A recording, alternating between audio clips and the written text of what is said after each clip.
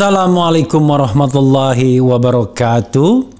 Sobat RH sekalian, jumpa lagi kita di channel yang keren ini, Keren Cadas ya. Sobat RH sekalian, ini terkait dengan Ferdy Sambo. Tentunya banyak tudingan ke arah Ferdy Sambo yang kita tidak boleh begitu saja mengatakannya, karena ada azas praduga tak bersalah. Tapi kalau spekulasi liar, ya, imajinasi liar, memang tidak mungkin tidak berkembang begitu saja atau berusaha di stop misalnya. Nah, Ferdy Sambo kita tahu bahwa sangat erat terkait dengan kasus ini. Mungkin sebagian dari kita berimajinasi dia mastermind, tapi sekali lagi kita tidak boleh, ya, tetap harus menghargai azas praduga tak bersalah. Nah, rupanya dia sudah diperiksa oleh Kompolnas, Komisi Kepolisian Nasional. Kenapa dia tidak diperiksa dulu oleh Bareskrim, oleh tim penyidik Bareskrim, atau dia tidak diperiksa dulu oleh Komnas HAM, tapi kenapa oleh Kompolnas? It's okay, karena Kompolnas adalah Komisi Kepolisian Nasional, pengawas polisi. Tapi jangan lupa, ini adalah kasus pidana, di mana harusnya prioritas diberikan kepada penyidik. It's okay, nanti kita akan baca apa alasannya Kompolnas terlebih dahulu yang mendapatkan prioritas. Atau jangan-jangan Ferdy Sambo sudah diperiksa tapi tidak diumumkan ke masyarakat. Biasanya kan kalau diperiksa kan diumumkan ke masyarakat. Ini juga mungkin, mudah-mudahan begitu. Jakarta.Disway.id, Benny Mamoto selaku Ketua Harian Kompolnas mengungkapkan bahwa progres penyidikan tewasnya Brigadir J terus menunjukkan ke arah yang positif, di mana Ferdy Sambo telah diperiksa. Menurut Benny, beberapa pihak telah dilakukan pemeriksaan oleh tim sus yang dibentuk oleh Polri. Selain pemeriksaan terhadap Baradae yang merupakan penembak Brigadir J saat aksi polisi tembak polisi di rumah dinas Irjen Ferdy Sambo, saksi lain juga telah diperiksa oleh tim. Benny juga menambahkan Ferdy Sambo juga telah diperiksa oleh tim sus. Akan tetapi Benny tidak mengungkapkan secara detail hasil dari pemeriksaan terhadap Ferdy Sambo yang telah diperiksa. Kami dari Kompolnas telah menanyakan tentang Ferdy Sambo dan pihak penyidik mengungkapkan bahwa Ferdy Sambo telah diperiksa, tambah Benny, ya. Oke, terkait dengan penetapan tersangka, Benny mengatakan bahwa penetapan tersangka tidak dapat ditetapkan dengan buru-buru. Luar biasa. Giliran kasus-kasus mudah cepat sekali dijadikan tersangka, ya. Oke, ini dilakukan agar nantinya penetapan memang sesuai dengan fakta yang ada, sehingga tim sus tidak melakukan kesalahan terhadap penetapan tersangka dalam kasus tewasnya Brigadir J tambah Benny. Terkait dengan pemeriksaan saksi lain, salah satu ajudan dan sejumlah ART Ferdy Sambo telah menjalani pemeriksaan oleh Komnas HAM pada Senin 1 Agustus 2022. Rencananya dalam pemeriksaan Komnas HAM juga Komnas HAM juga mengagendakan untuk mendapatkan keterangan dari petugas kesehatan yang melakukan tes PCR, ya. Polymerase chain reaction, ya, polymerase, di rumah pribadi Ferdy Sambo yang berada di Duren 3 Jakarta Selatan. Kemudian dalam pemeriksaan ini Komnas HAM dapatkan dokumen baru penembakan Brigadir J setelah periksa ART dan ajudan Ferdy Sambo, ya. Akan tetapi para petugas PCR tidak bisa hadir untuk penuhi panggilan tersebut.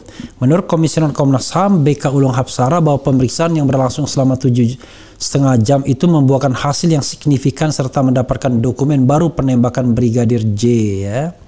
BK mengatakan bahwa pernyataan yang disampaikan oleh ajudan dan ART hari ini melengkapi keterangan yang sudah disampaikan pada minggu lalu, yaitu oleh 6 ajudan Irjen Ferdy Sambo. Kami juga memperoleh bukti tambahan terkait dengan PCR. Artinya sudah ada hasilnya dari tes PCR yang dilakukan di rumah Saguling, rumah pribadi Ferdy Sambo di Jalan Saguling 3, Duren 3, Jakarta Selatan, ujar BK Ulung Hapsara saat jumpa pers sore tadi Senin 1 Agustus 2022. Hal tersebut juga dibenarkan oleh Khairul Anam yang juga merupakan Komisioner Komnas HAM. Anam mengatakan bahwa pihaknya mendapatkan hasil PCR yang mana hasilnya ini merupakan pelengkap dari penyelidikan kasus baku tembak yang terjadi pada 8 Juli 2022. Dari sekian yang kita panggil, dari ADC datang, dari ART datang, dan dari petugas PCR tidak datang. Namun demikian kami mendapatkan hasil PCR-nya jelas A6. Selain itu, Anam mengatakan bahwa pihaknya juga mendapatkan dokumen yang bisa memperkuat constraint waktu yang sebenarnya terjadi pada kasus tersebut. Ya, oke. Jadi constraint waktu itu kan bercerita sejak awal apa yang terjadi di tanggal sekian, jam sekian, dan sebagainya. Dan itu kami juga ditunjukkan dengan satu dokumen. Jadi tidak hanya berupa keterangan tapi juga ada dokumennya. Dokumen ini yang nantinya kami juga akan cek, ujar Anam, ya.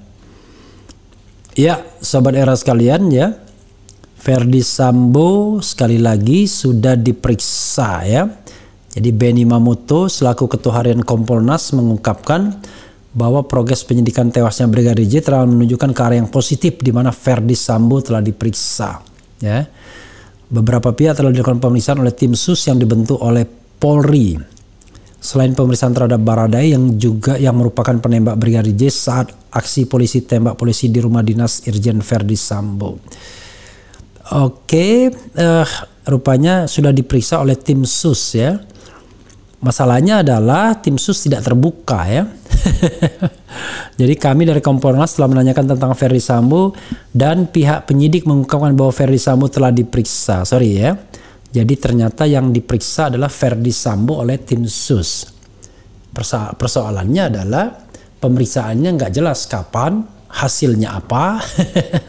Itu yang ditunggu-tunggu orang karena ini adalah saksi kunci, ya.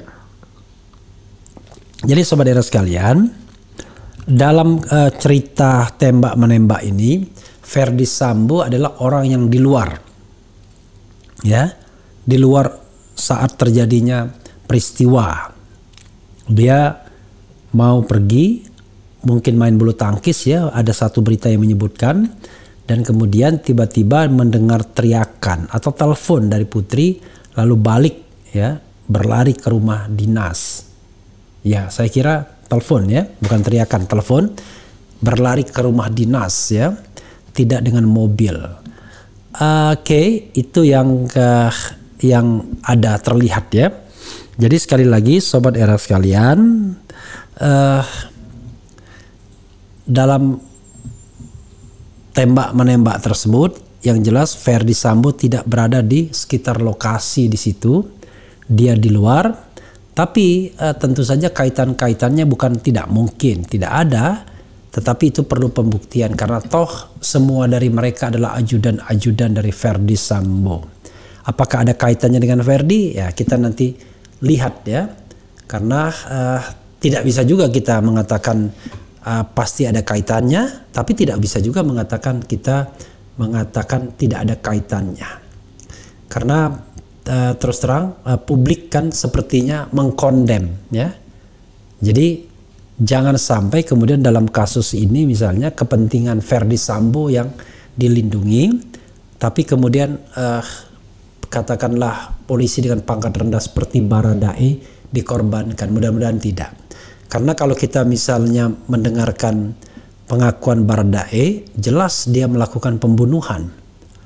Karena skenario tembak-menembak itu sudah void, sudah batal ketika lawan sudah tersungkur dan dia pastikan untuk membunuhnya. Jadi tidak ada lagi kondisi yang katakanlah membuat dia harus membela diri lagi karena lawan sudah tersungkur dan dihabisi. Nah, ini jangan sampai kemudian pengakuan dibuat untuk melindungi orang tertentu, kepentingan tertentu, dan hanya untuk membenarkan ada kepala ditembak yang tembus ke hidung. Awalnya kan terkesan ada tembak menembak dari depan. Dan jangan lupa ketika mayat dibuka dan awalnya dilarang dibuka, tidak ada cerita mengenai kepala tersebut, ya kan?